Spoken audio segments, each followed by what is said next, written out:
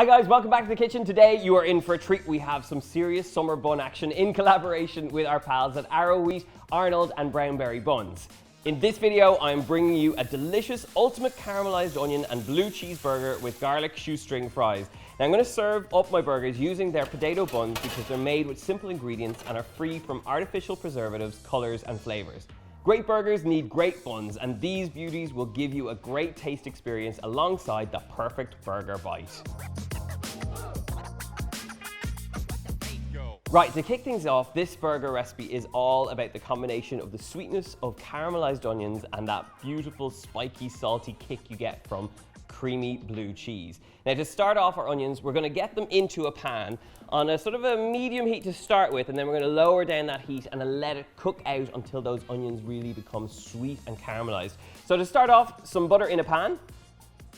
We're going to let that melt down, and for our onions, I've got my butter in the pan melting down. I've sliced the onions nice and thinly, and now they're just going to cook out slowly but surely. And I think a lot of people, when it comes to caramelizing onions, they think it's only going to take like 10 minutes or so. This actually takes about 30 to 35 minutes until you get really rich golden color on your onions. So take your time with this. So onions go into our pan. I always, at this point, add a very generous seasoning of salt because the salt helps draw out the moisture from the onions and allows them to cook out a little bit quicker. It also helps with a bit of flavor in there too. Grab up your wooden spoon, give that a good stir, and just make sure your onions are nicely coated in that buttery mixture.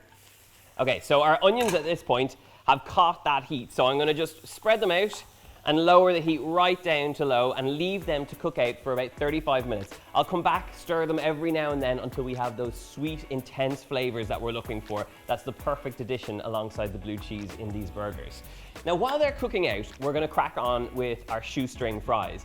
For them, I have mandolined up some potatoes with their skins on and then finely sliced them with a knife. You can do this with a mandolin or you can do this with a julienne peeler. Whatever you do choose to do, all you want is nice little matchsticks. And once you have these, pop them into some cold water, allow the starch to kind of wash off, and then you're going to drain them and towel dry them until they're as dry as possible.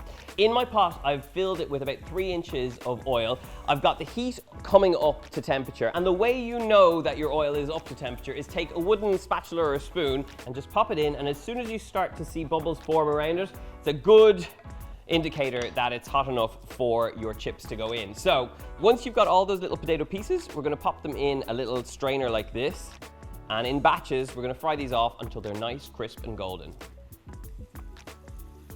Now, the beauty of doing shoestring fries is that they're going to cook out quite quickly. So keep your eye on these, and as soon as they go crisp and golden, we're going to get them drained off and into a low oven.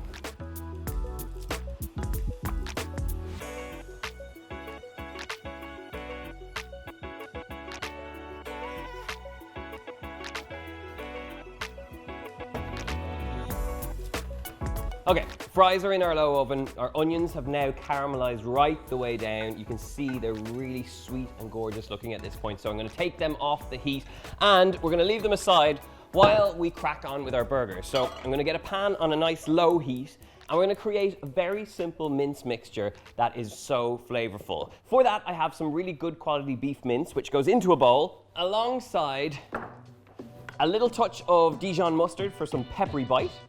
Now with burgers, I tend not to want to add too much, but just that little bit of Dijon goes a long way.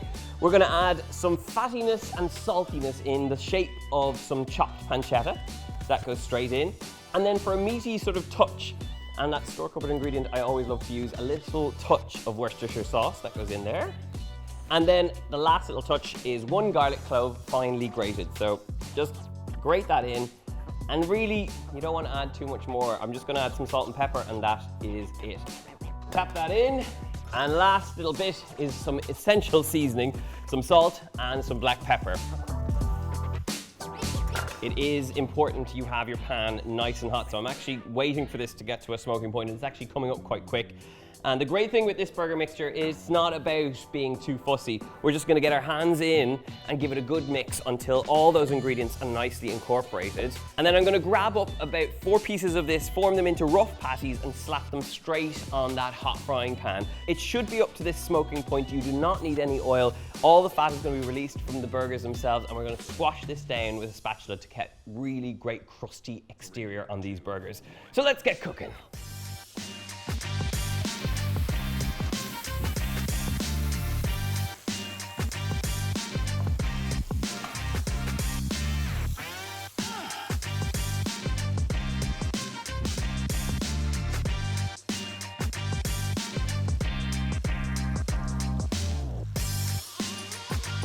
So I've just added the blue cheese slices on top of the burger, and now a great trick to make sure that cheese melts into the burger and you get this gnarly finish to it.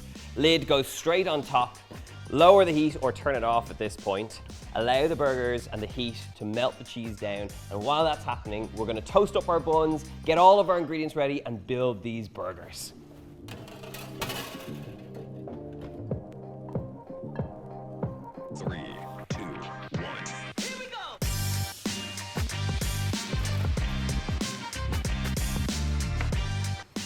Now, my friends, it is time to build these burgers. My buns are beautifully toasted and golden, so we're gonna grab these up. I have my onions, I have my burgers, which right now look absolutely amazing. Got puff of smoke, we got melted blue cheese, we got caramelized onions, all the bits you want to create a burger feast, and I've served up my shoestring fries as well. So let's build these burgers. I'm gonna start off with a little touch of mayo across the base of each of these buns. Just spread that right to the sides. I always think with these condiments, you gotta go generous. It should be oozing at the seams, and if it's not, it's just a mean burger. No one wants a mean burger. Same on the other side, a good generous dollop. And you could go ketchup here if you want, but I like the coolness of the mayo. Next step is some tomatoes, one on each. Then we're gonna hit it with those beautiful melted burgers. It should be dripping. Your burger should have a little bit of drip and ooze action. Otherwise, what's the point? So place them on top. We're gonna add in plenty of that caramelized onion, and the combination between the caramelized red onions and then that salty, creamy bite you get from the blue cheese. It's probably one of my favorite flavor combinations. Last little touch, some lettuce leaves over the top, because you gotta have some green in there somewhere. And then that is literally all you need. Two beautiful burgers sandwiched together that just need to be devoured. So let's dive in and try some. Oh man. Wow, that is where it's at. Those potato buns are really soft and luscious, and in amongst those really strong flavors from the caramelized red onion and the blue cheese, this is a properly delicious burger. Right, I feel like I should serve them up with our shoestring fries.